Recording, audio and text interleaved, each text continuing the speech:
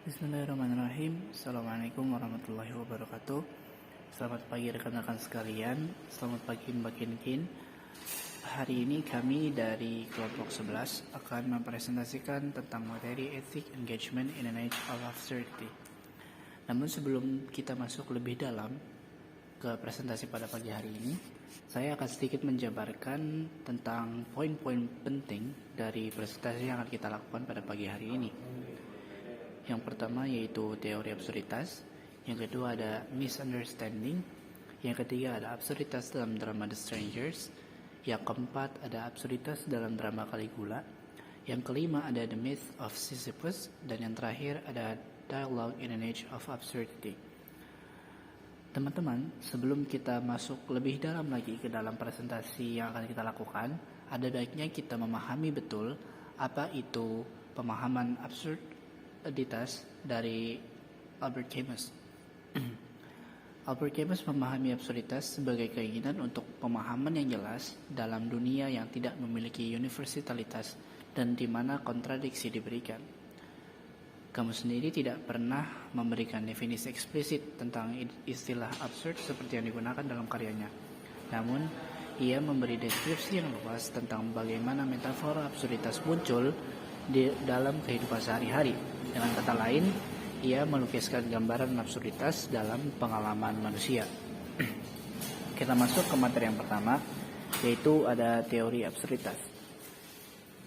Teori absurditas Albert Camus menerangkan atau memaparkan pendapatnya mengenai hidup manusia itu absurd, dan letak absurditasnya adalah di satu sisi manusia hidup mengarah atau menuju ke masa depan, sementara di sisi yang lain masa depan itu malah makin mendekatkan manusia pada kematian.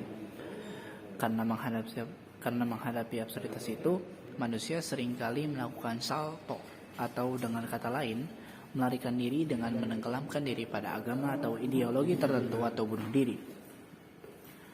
Lalu mengapa sih suatu hal bisa dikatakan absurd atau bisa absurd? Yang pertama ada kontradiksi dengan nalar.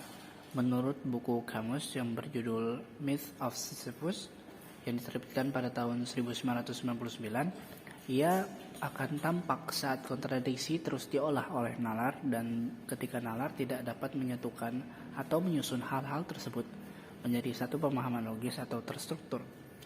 Yang kedua ada mustahil berada di luar manusia dan dunianya. Apabila nalar belum menemukan jawaban, maka manusia itu mengambil tambahan data melalui akibat yang muncul dari kondisi yang sedang terjadi di saat jawaban belum ditentukan. Absurditas tercipta. Yang kedua ada the misunderstanding. Teori kesalahpahaman Albert Camus. Menurut Camus, tidak ada yang luput dari kenyataan yang absurd. Sesuai dengan novelnya yang ditulis pada tahun 1944, yang intinya beberapa karakter dari drama tersebut mengakali keadaan hidup mereka sendiri. Oke, kita lanjutkan kepada gambaran absurditas dalam drama Caligula. Nah, Caligula ini merupakan salah satu juga nih drama yang ditulis pada abad ke-20 pada tahun 1938 dan pertama kali ditampilkan pada tahun 1945 ya, pada tahun kemerdekaan kita. Di mana di sini dalam drama ini lebih banyak mengeksploitasi kemampuan seseorang manusia untuk mengendalikan absurdisme dalam keberadaannya. Nah, lanjut dalam cerita singkat drama Caligula. Nah, drama ini menceritakan kisah fiksi tentang penguasa sejarah Romawi kerajaan setelah berkeliaran nih selama beberapa hari gitu. Caligula ini mengatakan, lebih tepatnya dia bertanya ya dalam dirinya sendiri, mengapa hidup ini tidak lama gitu, mengapa hidup ini tidak akan lama. Nah, menurutnya yang ia butuhkan adalah menjadi logis dalam semua hal. Karena itu ia melanjutkan untuk menawan orang-orang. Jadi ketika perlu diketahui teman-teman, Caligula ini merupakan salah satu raja yang otoriter di zamannya, di mana raja ini sering sekali menawan dan membunuh orang-orang yang tidak sejalan pemikirannya dengan dia, begitu. Baik, yang selanjutnya adalah The Myth of Sisyphus atau mitos Sisyphus. Mitos Sisyphus ini mewakili deskripsi paling jelas kamus mengenai pemahamannya tentang keberadaan yang absurd. Jika setiap protagonis dari karya-karya sebelumnya akhirnya dihadapkan dengan kematian yang absurd seperti Jan yang dibunuh karena gagal mengungkapkan identitasnya, lalu Mersault yang akhirnya dieksekusi karena kebenarannya, dan Caligula yang dibunuh karena penyalahgunaan kekuasaan. Karakter terakhir dalam siklus absurditas kamus, yaitu Sisyphus, yang menurut kamus adalah pahlawan yang jelas. Karena meskipun mendapatkan hukuman yang abadi, Sisyphus tidak berusaha melarikan diri dan justru terus-menerus terlibat dalam keadaan yang absurd.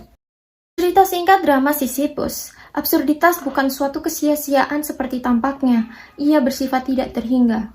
Kamus menggambarkan kondisi ini menggunakan pendekatan mite tentang Sisyphus. Sisyphus digambarkan oleh Homer sebagai raja bijak dari Korintus. Oleh karena kebijaksanaannya, ia memberitahukan kepada Asopus bahwa putrinya Asopus telah diculik oleh Zeus. Akhirnya Zeus marah atas pengaduan Sisyphus. Dan Zeus mengutuk Sisyphus untuk mengangkat batu hingga ke puncak gunung. Namun ketika Sisyphus setelah sampai di puncak gunung, batu tersebut terjatuh. Sisyphus kembali membawa bongkahan batu ke puncak gunung hingga tiada henti. Demikian terjadi secara berulang selamanya. Keterlibatan narasi The Myth of Sisyphus. Menurut kamus, apa yang dilakukan oleh Sisyphus merupakan suatu bentuk absurditas yang nyata. Sebagai seorang raja yang bijak, Sisyphus bersedia menerima kutukannya karena ia mengetahui esensi dari tindakannya. Sisyphus kembali mengambil bongkahan batu. Ini sama artinya dengan manusia yang melihat kembali kepada dunianya. Sisyphus yang mengangkat batu adalah saat di mana manusia melakukan proses konfrontasi. Sisyphus dan manusia sama-sama bahagia dalam segala pencariannya. Konfrontasi, kesedihan, perjuangan, kerinduan, dan pemberontakan menjadi hal yang membuat manusia hidup.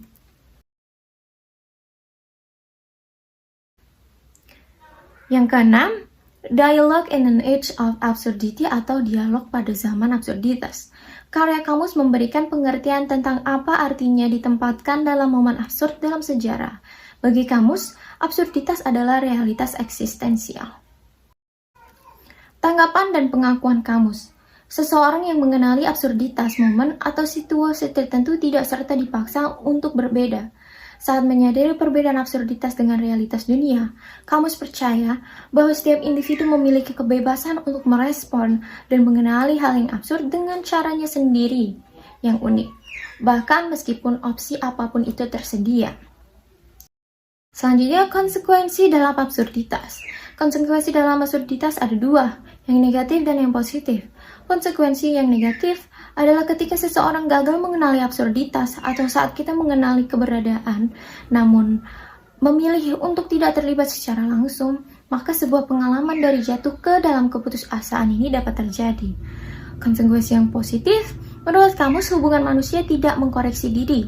Dengan kata lain, jika magnet dapat ditemukan di antara individu, maka tidak harus menunggu beberapa kekuatan luar untuk memperbaiki masalah, tetapi harus mengambil tindakan untuk menciptakan dialog, hubungan, atau keberadaan yang bermakna. Tanggapan yang diterima. Tanggapan yang diterima ada 3 jenis, yaitu ambisi, pemberontakan metafisik, dan harapan. Ambisi, pemahaman tentang ambisi ini tidak mementingkan diri sendiri, tetapi merupakan penerimaan yang mampu merespon eksistensial terhadap absurditas saat menghadapi kontradiksi eksistensi manusia. Lalu pemberontakan metafisik. Kita harus bisa membuat pilihan yang disengaja untuk bertindak dalam menghadapi keadaan yang tidak masuk akal atau keadaan yang absurd. Dan seseorang tidak boleh menyerah pada keputusasaan di tengah kebingungan dan kekacauan. Lalu harapan. Seseorang harus menerima batas-batas keberadaan manusia dan terus-menerus menjalani kehidupan dengan caranya sendiri. Dalam rangka ini, harapan bukanlah sebuah pasif emosi, tetapi keterlibatan aktif dengan absurditas.